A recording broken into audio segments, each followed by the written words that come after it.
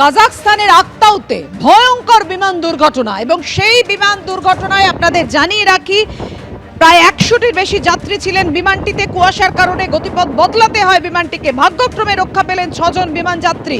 ভেঙে পড়ল আজারবাইজান এয়ারলাইন্সের বিমান। বাকু থেকে গ্রজনি যাচ্ছিল বিমানটি। দুর্ঘটনার আগে আপৎকালীন অবতরণের জন্য আবেদন করে বিমানের চালক এবং 100 জনেরও বেশি যাত্রী ছিলেন ওই বিমানটিতে। কুয়াশার কারণে গতিপথ বদল করতে হয়। ভাগ্যক্রমে রক্ষা পেলেন 6 জন বিমান যাত্রী।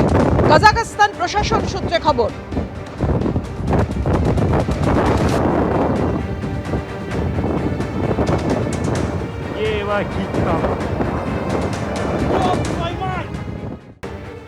ওড়িশার শিমলিপাল থেকে পালিয়ে আসা বাঘিনী এখন কোথায় রয়েছে সেটাই সবথেকে বড় প্রশ্ন, কেননা এখনো বন দপ্তরের আধিকারিকরা খুঁজে বেড়াচ্ছেন ওড়িশার শিমলিপাল থেকে আসা সেই বাঘিনীকে। বন দপ্তর সূত্রে যে খবর পাওয়া যাচ্ছে, এখনো সে পুরুলিয়ার বান্দোয়ানের রাইকা পাহাড়ের কেশরাত জঙ্গলের আশেপাশে ঘোরাফেরা করছে।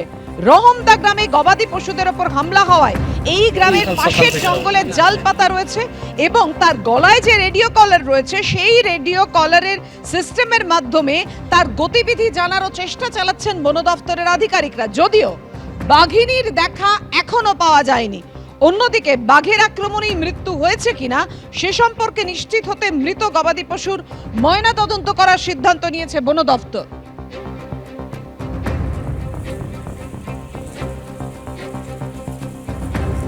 এই মুহূর্তে আমরা আছি বান্দোয়ানের রাহামদা শবরতলা এলাকায়।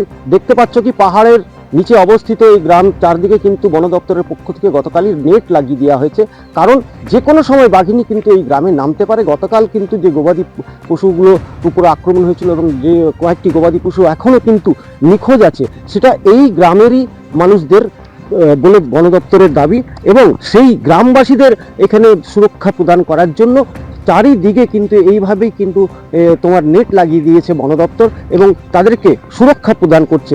এখন দেখার কি কখন এই বাঘিনী বাগে আসে। হংসরাজ সিং, এবিপি আনন্দ, বান্দোয়ান, পুরুলিয়া। সবাই জানেন যে আমাদের এখানে নেটওয়ার্ক বেশি কাজ করে না, সঠিক লোকেশন ঠিকঠাক বোঝা যাচ্ছে না, এই কারণে যে এক জায়গায় লোকেশন দেখাচ্ছে আর এক জায়গায় ছাগল খাচ্ছে, এরকম একটা পরিস্থিতি একটা দাঁড়িয়েছে।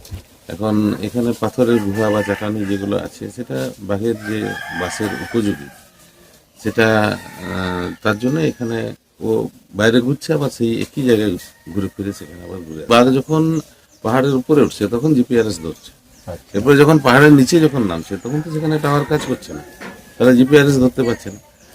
তাহলে ওর যে সঠিক লোকেশনটা কোনখানটায় সেটা তো বোঝা যাচ্ছে না, তাহলে তার জন্যই এই সমস্যাটা হয়েছে।